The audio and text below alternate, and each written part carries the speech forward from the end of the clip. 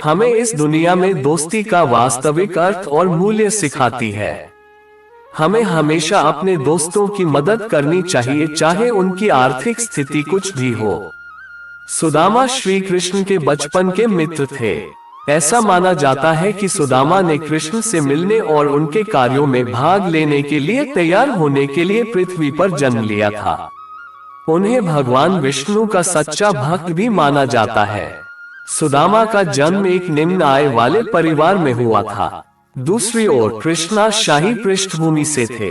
हालांकि उनकी स्थिति के बीच का अंतर उनकी सच्ची दोस्ती या बंधन में बाधा नहीं बना। यही इस कहानी में बताया गया है।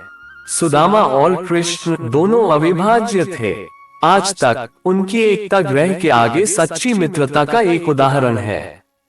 एक साथ पढ़ाई खत्म करने के बाद कई सालों तक संपर्क टूटने के बाद भी उन्होंने दोबारा मिलने की उम्मीद नहीं छोड़ी।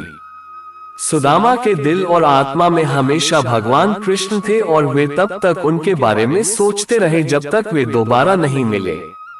जब सुदामा कई वर्षों के बाद कृष्ण से मिले तो वह पूरी घटना अविस्मरणीय और मार्मिक है। आज भी जब हम उस वक्त को याद करते हैं तो उन दोनों की दोस्ती, एक दूसरे के लिए जो प्यार था, उसके बारे में सोचकर हमारी आंखों में आंसू आ जाते हैं। भगवान कृष्ण और सुदामा बचपन के मित्र और गुरुकुल में सहपाठी थे और उन्होंने गुरु सांदीपनि के मार्गदर्शन में अध्ययन किया था। उनकी शिक्षा पूरी होने के बाद वे अलग हो गए, लेकिन न तो कृष्ण और न ही सुदामा अपनी दिव्य मित्रता को भूल पाए। कृष्ण और सुदामा दोनों बड़े हुए। सुदामा और उनकी पत्नी गरीबी से जूझ रहे थे, लेकिन वह धार्मिक मार्ग के प्रति समर्पित थे, लोगों को धार्मिक मार्ग सिखाते थे। इस बीच भगवान कृष्ण द्वारका के राजा बन गए। जब सुदामा और उनका परिवार गरीबी से बहुत पीड़ित था और उनके पास अपने बच्चों को खिलाने के लिए पैसे नहीं थे, तो उनकी पत्नी वसुंधरा ने सुदामा को उनके बचपन के दोस्त कृष्ण की याद दिलाई।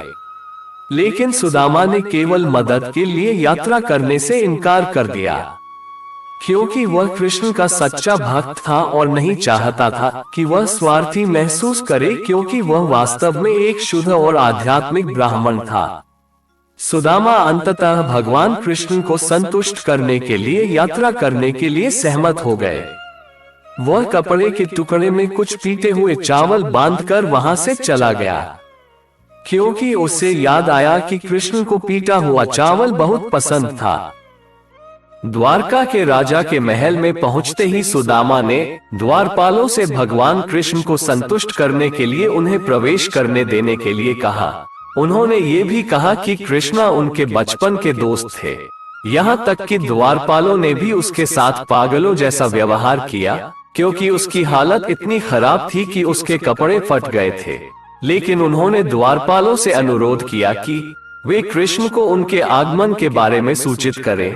कई अनुरोधों के बाद द्वारपालों ने कृष्ण से सुदामा के बारे में पूछने का फैसला किया। द्वारपाल ने कृष्ण को सुदामा के द्वार पर आने के बारे में बताया। भगवान कृष्ण सब कुछ छोड़कर द्वार की ओर भागे, क्योंकि वे अपने मित्र सुदामा से मिलने के लिए उत्सुक थे। कृष्ण अपने पुराने मित्र को देखकर बहुत प्रसन्न हुए। कृष्ण और सुदामा की दिव्य प्रतिज्ञा। श्री कृष्ण ने सुदामा से पूछा, क्या तुम मेरे मित्र बनोगे? वह आत्मा कितनी भाग्यशाली है जिससे प्रभु स्वयं मित्रता मांगते हैं। सुदामा को अपनी निम्न स्थिति का एहसास होने के कारण संकोच हुआ। उन्होंने कहा, लेकिन मैं एक गरीब ब्राह्मण हूँ और आप एक राजसी हैं। हम कभी दोस्त कैसे बन सकते हैं?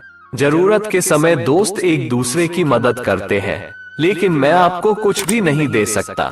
श्री कृष्ण ने कहा, बस मुझसे वादा करो कि चाहे कुछ भी हो, हम हमेशा दोस्त रहेंगे। मैं आपके मित्र के रूप में ये प्रस्ताव प्रस्तुत करता हूँ। मैं तुमसे कभी कोई ऐसी चीज नहीं मांगूंगा जो तुम मुझे नहीं दे सकते। ये सुनकर सुदामा ने श्री कृष्ण का मित्रता का प्रस्ताव स्वीकार कर लिया। दोस्तों, ये रहा भगवान श्री कृष्ण और सुदामा की मित्रता की कहानी। वीडियो अगर अच्छा लगा है तो वीडियो को लाइक, शेयर, कमेंट्स करके चैनल को सब्सक्राइब जरूर करें। जय श्री कृष्णा। राधे राधे।